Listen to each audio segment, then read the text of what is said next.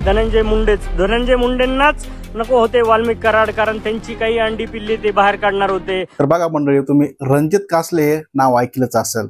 Beed police दलामध्ये ते cyber गुन्हे शाखेचे निलंबित पोलीस उपअधीक्षक रणजित कासले गेल्या 2-3 दिवसापासून माजी मंत्री धनंजय मुंडे आणि मुख्यमंत्री देवेंद्र फडणवीस यांच्यावर गंभीर आरोप करीत आहेत. त्यांचा व्हिडिओ तुम्ही बघितलाच असेल आणि कशा प्रकारे रोज ते आपल्या इंस्टाग्राम पेजवरून किंवा फेसबुक पेजवरून अनेक प्रकारचे व्हिडिओ शेअर करीत आहेत. त्याच आरोपामुळे बीडमध्ये नव्हे तर संपूर्ण महाराष्ट्रामध्ये खळबळ माजली आहे. संतोष देशमुख हत्या प्रकरणातील वाल्मिक अण्णा कराड यांच्या एन्काउंटरची मला ऑफर होती असा दावा कासले यांनी केला होता बघा. तसेच वाल्मिक अण्णा कराड मुंडेंनी केलेल्या गुन्ह्याची अंडीपिल्ली बाहेर काढणार होता म्हणून धनंजय मुंडेंनीच कराड यांच्या एन्काउंटरची ऑफर दिली होती असा दावा कासले यांनी केला होता. त्याच्या दाव्यानंतर आता रणजित कासलेंनी पुन्हा एक व्हिडिओ शेअर करत आपण बीड पोलिसांना शरण जाणार असल्याचं म्हटलं आहे. नेमकं काय म्हटलं आहे रणजित कासले यांनी आणि त्या व्हिडिओमध्ये अजून एक नवी काय अपडेट दिली आहे त्याचा सविस्तर आढावा आपण या व्हिडिओमध्ये घेणार आहोत. तर काय म्हणलं होतं बघा त्या व्हिडिओमध्ये, तर सगळ्यांना रामकृष्ण हरे. मित्रांनो, कालपर्यंत मी काही व्हिडिओ शेअर केले, त्यानंतर मी माझ्या काही पत्रकार, वकील आणि माझ्या काही पोलीस मित्रांशी चर्चा केली. या सर्व मित्रांनी मला लपून राहून असे व्हिडिओ शेअर करणं योग्य नाही असा सल्ला दिला आहे. त्यानंतर आता मी पोलिसांना शरण जाण्याचा निर्णय घेतला आहे. मी आजपर्यंत सर्व संकटांचा धैर्याने सामना केला आहे, त्यामुळे मी महाराष्ट्र पोलिसांना, बीड पोलिसांना शरण जाण्याचा निर्णय घेतला आहे असं कासलेंनी त्या व्हिडिओमध्ये म्हटलेलं आहे. आता बीड पोलिसांना त्याच्या अगोदरच कालच एक व्हिडिओ असा त्यानं केला होता की बीडच्या पोलीस म्हणजेच नवनीत कामत SP यांना माझे चॅलेंज आहे की मला शोधून दाखवा. मी रोज 2 गाड्या घेऊन नवीन फिरेन, रोज 2 मोबाईल वापरेन. 20-30 वर्ष मी सायबर पोलीस स्टेशन मध्ये काम केलेलं आहे आणि कसं पोलिसापासून वाचायचं ते मला माहिती आहे. मी रोज 2 नवीन राज्यामध्ये जाणार असा त्यांना अगोदरच्या व्हिडिओमध्ये दावा केला होता. परंतु आजच्या व्हिडिओमध्ये मी पोलिसांना शरण जाणार आहे असं त्यांना वक्तव्य केलेलं आहे. तसेच व्यवस्थेच्या विरोधात जाऊन जास्त दिवस लढता येत नाही हे मला जाणवलं आहे. मी मोबाईल चालू करणार आहे. मी ज्या लोकांवर आरोप केले आहेत ते भाजपमध्ये प्रवेश करणार आहेत.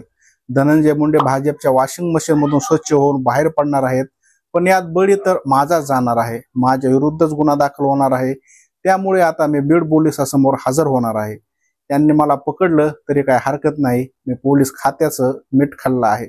त्यामुळे मी अटक झाल्यानंतरही माझी लढाई सुरूच राहणार आहे. मी जे काही आरोप केले ते सिद्ध करूनच दाखवणार आहे. गुड बाय मित्रांनो, असं म्हणत रणजित कासलेंनी व्हिडिओ संपवला.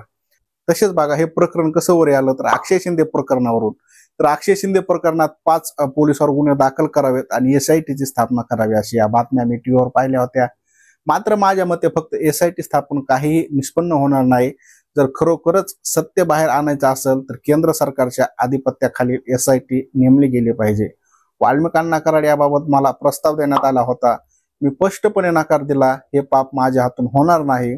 या प्रकारात 10 कोटी, 20 कोटी, अगदी 50 कोटी रुपयापर्यंत एकदम रक्कम ऑफर दिली होती. कोणत्याही पोलीस अधिकारी कुठेही असला तरी त्याला मुद्दाम हव्या त्या विभागात आणलं जातं. मी सायबर विभागात होतो आणि वरिष्ठांना माहिती होती की हा माणूस हे काम करू शकतो. याच्यातच ताकद आहे.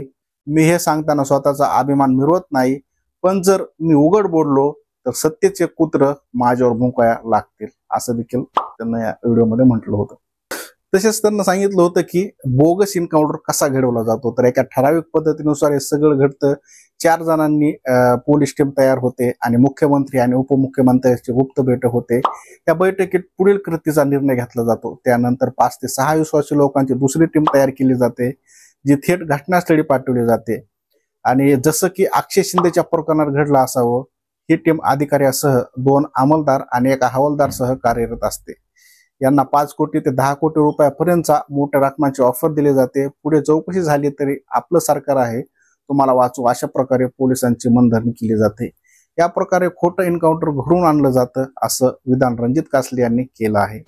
रणजित कासले जे आहे अनेक दिवसापासून वेगवेगळे दावे करीत आहेत. आता त्यांच्या व्हिडिओमध्ये खरं काय आणि खोटं काय हे मात्र आता पोलीस तपासामध्ये निष्पन्न होईल. जेव्हा आता यांची इन्क्वायरी होईल किंवा ते आता स्वतःहून शरण जाणार आहेत, त्यामध्ये अनेक प्रकारचे खुलासे होणारच आहेत. तसेच बघा, कासले यांनी मुख्यमंत्री देवेंद्र फडणवीस यांना सुद्धा सोडलं नाही. कारण की त्यांना त्यांच्याबद्दल बी त्यांच्याविषयी सुद्धा आपल्या व्हिडिओमधून जाहीर टीका केलेली आहे की मी पोलीस खात्याचा माणूस असून सुद्धा गृहमंत्री फडणवीस यांनी पोलिसांसाठी काही देखील केलं नाही. उलट त्यांचे 300 रुपये घेऊन त्यांची बायको आणि ते आयुष करतात अशा प्रकारचं देखील त्यांना वक्तव्य केलं होतं. आणि असल्या ह्याच्यानुसारच आता कुठेतरी त्यांच्या जीवाला धोका आहे असं त्यांना वाटत आहे आणि ते पोलिसाला शरण जाणं हेच योग्य समजत आहेत. बघू आता पुढे काय काय अजून उघड होत आहे आणि काय काय बीड जिल्ह्यामध्ये सुधारणा होतात आणि नवीन वळण काय काय येतात. तर मंडळी यावर तुम्हाला काय वाटतं नक्की कमेंटमध्ये सांगा, आपलं मत व्यक्त करा आणि बघत राहा राज तक मराठी. धन्यवाद.